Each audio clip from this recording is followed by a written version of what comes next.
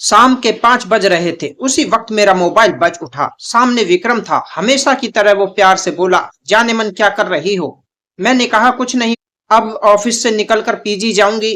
तुम क्या कर रहे हो? तुम आ रहे हो? और सामने से जो सुना उस पर विश्वास नहीं हुआ। विक्रम बोला, जान पैकिंग कर लो, हम घूमने जा रहे हैं। आज फ्राइडे है, मंडे भी ऑफ है, ट्यूसडे की मैं छुट्टी ले लूंगा। तुम बस पैकिंग करो और रास्ते के लिए कुछ खाना पैक करवा लेना, मैं जल्दी पहुंचता हूँ। विक्रम भी ना सरप्राइज कर देता है कभी कभी। पिछले 1 महीने से इसी बात पर हमारी बहस चल रही थी। मैं उसे कह रही थी कि लॉन्ग वीकेंड आ रहा है, प्लान बनाओ, पर उसने अपने घर जाने की रट लगा रखी थी। हम दोनों ही गुड़गांव में जॉब करते थे, अलग अलग पीजी में रहते थे, हफ्ते में 3-4 बार मिल लेते थे, पर वीकेंड पर विक्रम का घर जाना जरूरी ही था। उसके पेरेंट्स उसका रास्ता देखते थे। मेरा अपना कहने को कोई नहीं था। इस दुनिया में चाचा ने बचपन में पाल दिया, पढ़ा लिखा भी दिया। अब जब वो नहीं रहे तो मैं उनकी फैमिली में एक अवांछनीय सदस्य हो गई। इसलिए पिछले 2 साल से मैं पीजी में रहने आ गई थी। यहीं विक्रम से मुलाकात हुई और कब मुलाकातें प्यार में बदल गई पता ही नहीं चला। हम दोनों उम्र में 30 बसंत देख चुके थे। अब हमारे प्यार में लड़कपन नहीं था, एक गंभीरता थी, पर हम दोनों एक साथ लिव इन में रहने की हिम्मत न जुटा पाए। खैर, यह तो हुआ परिचय। अब अपनी कहानी पर आते हैं। उस दिन जैसे मेरे पैरों को पंख लग गए थे। मैं बहुत खुश थी। विक्रम के साथ इतने दिन बिताने की कल्पना से ही मैं सिहर उठी थी। मैंने जल्दी से सब जरूरी चीजें पैक की, अपने वॉकिंग शूज कसे और रेडी थी। तभी फोन पर मिस कॉल्ड यानी विक्रम आ गया। मैंने जल्दी ही सामान गाड़ी में रखा और बैठते ही विक्रम को चूम लिया। वो भी बहुत खुश हो गया। उसने कहा, रुबिन, बी रेडी, हम एंजॉय करेंगे। हम पूरी रात ड्राइव करते रहे और जब सुबह की पहली किरण उदित हुई तो हम उत्तराखंड के एक छोटे से हिल स्टेशन पर पहुंच चुके थे। वहां हमने थोड़ा घूम घाम कर देखा। हमें रहने के लिए नदी किनारे एक शांत सी कॉटेज मिल गई। रूम बहुत बढ़िया था, बड़ी बड़ी खिड़कियां, सामने खूबसूरत नदी। विक्रम जानता था मुझे क्या पसंद है। हमने जल्दी से फ्रेश होकर पहले अपनी नींद पूरी करने का प्लान बनाया, पर बिस्तर पर आते ही वो रोमांटिक मूड में आ गया और फिर जो नींद आई। मेरी आंख 3 बजे के लगभग खुली। विक्रम अभी भी सो रहा था। मैंने उठकर कपड़े पहने और खाने के लिए कुछ ढूंढने लगी। तभी मुझे लगा जैसे कोई गुनगुना रहा हो। मैंने दरवाजा खोला तो लॉबी के आखिरी हिस्से में बड़ी सी खिड़की पर एक लड़की अपना सर टिकाए खोई हुई सी गुनगुना रही थी। उसकी पीठ मेरी ओर थी और उसके बाल घुंघराले बिखरे हुए शाह काले। मुझे लगा यहाँ कोई और भी है। चलो अच्छा है, साथ में कोई अपनी उम्र का ट्रैकिंग में मजा आएगा। तभी विक्रम ने मुझे आवाज दी, जान कहाँ हो? तभी उस लड़की ने मुड़कर मुझे देखा। वो बहुत ज्यादा गोरी थी। मुझे देखकर वो मुस्कुरा दी। मैंने भी मुस्कुराकर उसका प्रत्युत्तर दिया। हम तैयार होकर लगभग 4 बजे करीब कस्बे की ओर निकले। मैं और विक्रम दोनों भूख से परेशान थे। आगे कुछ दूरी पर एक छोटा सा ढाबा दिखा। वहां हमने चाय और आलू के पराठे खाए। ढाबे का मालिक एक बूढ़ा सा आदमी था। वो कहने लगा, आप लोग कहाँ रुके हो? हम लंच बॉक्स भी भेज सकते हैं। जब हमने बताया कि हम वहां रुके हैं तो उस बूढ़े और ढाबे पर 2-3 लोगों की आंखें फैल गईं। कोई कुछ बोला तो नहीं, पर कानाफूसी होने लगी। मुझे थोड़ा अजीब सा लगा, पर हम उस वक्त वहां से निकलकर नीचे बाजार की तरफ घूमने निकल गए। आते वक्त रात का खाना पैक करवाकर हम कोई 7 बजे के लगभग कॉटेज पहुंचे। मैन गेट पर सिब्बू मिल गया। वो कॉटेज का केयर टेकर था। उसने बताया, यहाँ सिर्फ ब्रेकफास्ट, चाय, कॉफी ही मिल सकती है, पर पीछे की तरफ किचन है जहाँ आप खुद अपना खाना बना सकते हैं।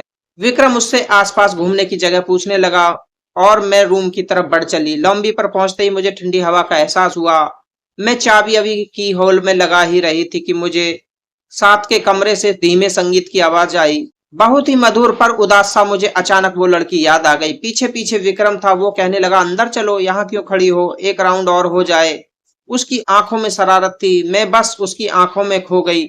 मैं उससे दीवानों की तरह प्यार करती थी। मेरे लिए सिर्फ वो ही था। उसका प्यार जिस शर्त पर मिले मुझे मंजूर था। उस रात में बहुत सुकून से थी, विक्रम की बाहों में। बाहर किस पहर बारिश शुरू हो गई थी पता ही नहीं चला। मुझे प्यास लगी तो फोन उठाकर देखा तो रात के 2 बज रहे थे। बारिश की रिमझिम और रात का सन्नाटा अलग ही दुनिया लग रही थी। मैंने विक्रम को देखा। वो किसी छोटे बच्चे की तरह सो रहा था। मैंने उठकर खिड़की खोली, बारिश की बूंदों को अपने चेहरे पर महसूस करने लगी। तभी साथ वाले रूम से किसी के रोने की आवाजें आने लगी। कोई आदमी जोर जोर से बोल रहा था और कोई लड़की रो रही थी। उनकी आवाजें स्पष्ट नहीं थी, जैसे दबी दबी सी थी। खिड़की बंद करने की आवाज से विक्रम भी उठ बैठा। कहने लगा, रुबिन, तुम रात को खिड़की क्यों खोल रही हो? यह कॉटेज नदी के पास है, जंगली जानवर भी आ सकते हैं। मैंने तब दिन में मिलने वाली वो बिखरे बालों वाली लड़की का जिक्र किया। मेरा ख्याल था वो कोई विदेशी है। विक्रम बोला, उन्हें छोड़ो, कल तुम्हें एक वाटरफॉल पर ले जाऊंगा। अभी इधर आओ और मुझे लिफ्ट कराओ। सुबह बड़ा फ्रेश मूड था। हम जल्दी से नाश्ता करके वाटरफॉल की तरफ निकल पड़े। जाते जाते सिब्बू ने कहा, आप वाटरफॉल नीचे से ही देखिएगा, ऊपर चोटी पर मत जाइएगा। उस चोटी से फिसलकर बहुत लोग जान गंवा चुके हैं। लगभग 3 किलोमीटर की ट्रैकिंग करके हम उस वाटरफॉल तक पहुंचे। वहां काफी चहल पहल थी। पर्यटकों के साथ साथ लोकल लोग भी थे। संडे जो था वाकई बहुत खूबसूरत जगह थी। हम भी वहां फोटो लेने लगे। वहां पर एक छोटा सा लड़का लगभग जला हुआ पतीला, मैगी और कुछ कोल्ड ड्रिंक्स की बोतलें लिए बैठा था। विक्रम ने उससे कहा, मैगी के साथ साथ चाय पिला सकते हो? उसने हाँ में सर हिलाया। विक्रम उससे बातें करने में व्यस्त हो गया। मैं कैमरा लेकर थोड़ा और ऊपर की तरफ चढ़ने लगी। एक पतली सी उबड़ खाबड़ पगडंडी सी थी जो वाटरफॉल के साथ साथ चल रही थी। मुझे लगा जहां विक्रम बैठा है उसके शॉट ऊपर से जाकर लिया जाए, वाटरफॉल की बढ़िया पिक्चर आएगी। तभी थोड़ा आगे ही बढ़ी थी कि अचानक वो उलझे बालों वाली लड़की मुझे अपने आगे दिखाई दी। वो बहुत तेजी से आगे बढ़ रही थी। मैं लगभग भागते हुए उसके पास पहुंची। मैंने हाथ आगे बढ़ाया ही था कि वो पलटी। मैं सकपका गई। मैंने कहा, हेलो। वो मुस्कुरा दी। मैंने बात आगे बढ़ाते हुए कहा, आर यू अलोन हेयर? उसने नाम में सिर हिलाया। उसका चेहरा गोल बहुत गोरा था, पर आंखें एकदम काली, उसके बालों की तरह। वो बेहद खूबसूरत थी। मैंने उससे पूछा, वेयर आर यू फ्रॉम? इस पर वो धीमी आवाज में बोली, मैं भारतीय ही हूँ। मैंने कहा, ओह, मुझे लगा आप विदेशी हो। वो हल्के से हंस दी। तभी मुझे ढूंढता हुआ विक्रम आ गया। मैंने परिचय करवाया, मैं रुबिन और मेरे हस्बैंड विक्रम। मैं झूठ बोल गई। उसने अपना नाम सारा बताया। विक्रम ने चाय पीने का ऑफर दिया, पर उसने मना कर दिया। वो चोटी की ओर बढ़ चली। जाते जाते विक्रम ने उसे बी केयरफुल कहा। वो पलटी और मुस्कुराते हुए हाथ हिला दिया। हम लगभग 2 घंटे वहीं बैठे रहे, पर सारा वापस नीचे की ओर नहीं आई। मैंने कहा, चलो बाजार घूम आते हैं, पर विक्रम का मूड कुछ और था। वापसी के सारे रास्ते विक्रम शरारत करते हुए आया था। कभी गले लगा लेता, कभी चूम लेता, कभी गोद में उठा लेता। मुझे लग रहा था काश यह वक्त यहीं रुक जाए, हम हमेशा यहीं रह जाएं। जब मेरी नींद खुली, विक्रम बिस्तर पर नहीं था। मैं कपड़े पहनते हुए उसे आवाज देने लगी, पर कोई जवाब नहीं आया। विक्रम कहीं भी नहीं था। तभी बाहर लॉबी में कुछ आवाज आई। मैंने दरवाजा खोला तो विक्रम बाहर उस खिड़की के पास खड़ा था जहां मैंने सारा को पहली बार देखा था, उसी तरह सिर टिकाए हुए बाहर देखते हुए। जनाब, कहाँ खो गए? विक्रम पलटा और बोला। मुझे कोई उदास सी धुन सुनाई दी। उसका पीछा करते करते यहाँ आ गया। साथ वाला दरवाजा हल्का सा खुला हुआ था। मुझे जिज्ञासा हुई, सारा वापस आई कि नहीं। मैंने देखा तो रूम बिल्कुल खाली था। पलंग पर एक भी सलवट नहीं, पर्दे लगे हुए। मुझे लगा सारा शायद चली गई। हमने डिसाइड किया आज डिनर खुद ही बनाएंगे। विक्रम ने सिब्बू से चिकन और वोडका ले आने को कहा।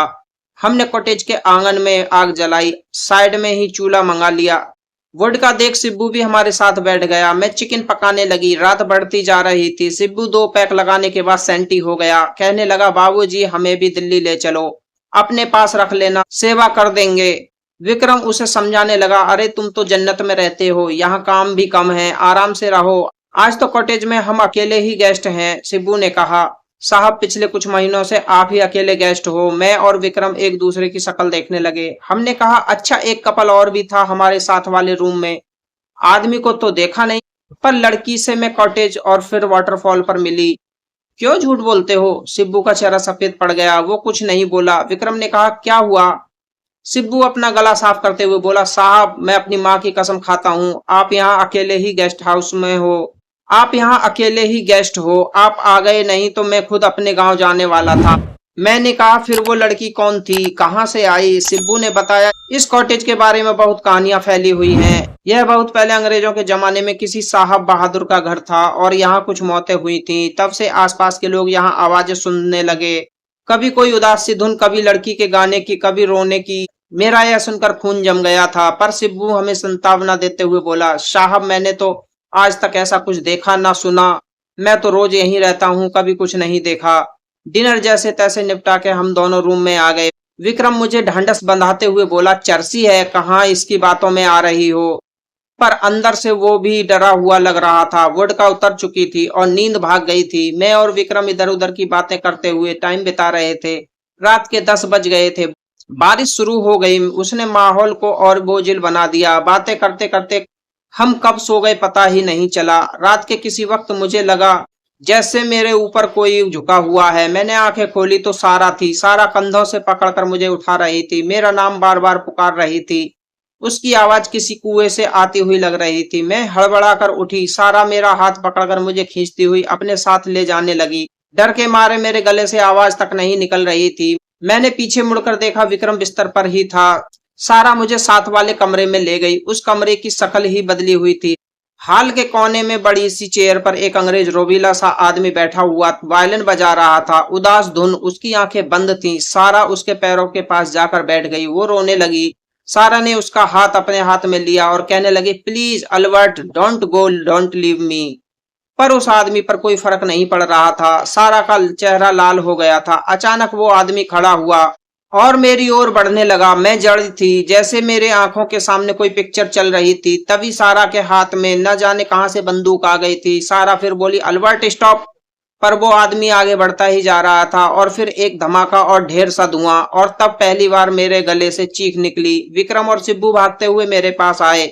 मैं उस कमरे में जड़ खड़ी हुई थी, लगातार चीखे जा रही थी। वहां कुछ भी नहीं था। विक्रम मुझे उठाकर अपने कमरे में लाया, मुझे पानी पिलाया। मैं पसीने में भीगी हुई थी। वो बार बार मुझसे पूछ रहा था, क्या हुआ क्या हुआ, पर मैं कुछ बता नहीं पा रही थी। फिर कब मैं बेहोश हो गई पता नहीं चला। जब मेरी आंख खुली सवेरा हो गया था। विक्रम परेशान सा मेरे सिरहाने बैठा हुआ था। रूम के दूसरे कोने में शिब्बू दीवार से सर लगाकर ऊँग रहा था। मैंने उठने की कोशिश की तो विक्रम ने मेरी मदद की। ऐसा लग रहा था जैसे मैं सदियों से बीमार हूँ। बहुत कमजोर लग रही थी। शिब्बू को विक्रम ने कॉफी बनाकर लाने को कहा। फिर मुझे बाहों में भरते हुए कहा, क्या हुआ था रोबिन, तुम रात को वहां क्यों चली गई थी? मैंने सारी बात बता दी। विक्रम सुनकर सन्न रह गया। उसने जैसे तैसे पैकिंग की, मुझे सहारा देकर तैयार करवाया और हम निकल पड़े। कॉटेज से जैसे जैसे दूर जा रहे थे, मेरे शरीर में वैसे वैसे जान आती जा रही थी। हम बाजार में पहुंच गए। विक्रम ने उस छोटे से ढाबे पर गाड़ी रोक दी। वो बुड्ढा चाय बनाकर लाया।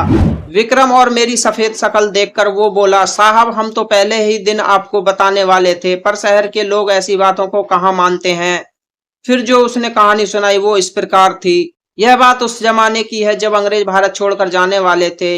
यह कॉटेज अंग्रेज अफसर अल्बर्ट कैथ की थी। उसकी फैमिली इंग्लैंड में थी। वो लगभग 40 साल का हट्टा कट्टा आदमी था। कुछ साल पहले वो बंगाल से एक एंग्लो इंडियन लड़की सारा को अपने साथ ले आया था।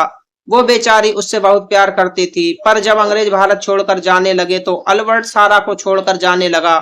उसे वो साथ कैसे ले जाता? इंग्लैंड में उसकी बीवी और बच्चे थे। सारा पूरी जिंदगी जिसे प्यार समझ रही थी, वो तो बस मन बहलाव था। उसने बहुत कोशिश की अल्बर्ट ना जाए, पर वो न माना और फिर सारा ने उसे गोली मार दी और खुद वाटरफॉल से छलांग मारकर आत्महत्या कर ली। तब से ही उनकी आत्मा भटक रही है। मैं सारे रास्ते यही सोचती हुई आई कि क्यों सारा ने मुझे चुना। क्या वो कुछ बताना चाहती थी, मुझे इशारा करना चाहती थी। जब गुड़गांव करीब आने लगा तो मैंने विक्रम को कहा, क्या तुम भी मुझे छोड़कर तो नहीं जाओगे? हमारे रिश्ते का भी तो कोई नाम नहीं है। विक्रम मेरी ओर हैरानी से देखने लगा। वो कुछ नहीं बोला। जिंदगी वापस आकर फिर बिजी हो गई। एक शाम मेरा फोन बजा। हेलो जाने मन, रेडी हो जाओ, मम्मी पापा आ रहे हैं। उलझे बालों वाली लड़की ने मेरी जिंदगी सुलझा दी थी। अगर आपको हमारी कहानी पसंद आई हो तो वीडियो को लाइक कीजिए, शेयर कीजिए, कमेंट भी कीजिए। अभी तक आपने हमारे चैनल को सब्सक्राइब नहीं किया है तो चैनल को सब्सक्राइब करें, घंटी वाले बटन को ऑल पर सेट करें ताकि आगे आने वाली वीडियो का नोटिफिकेशन सबसे पहले आपको मिलता रहे। मिलते हैं अगली वीडियो में एक और दिलचस्प कहानी के साथ। तब तक के लिए धन्यवाद।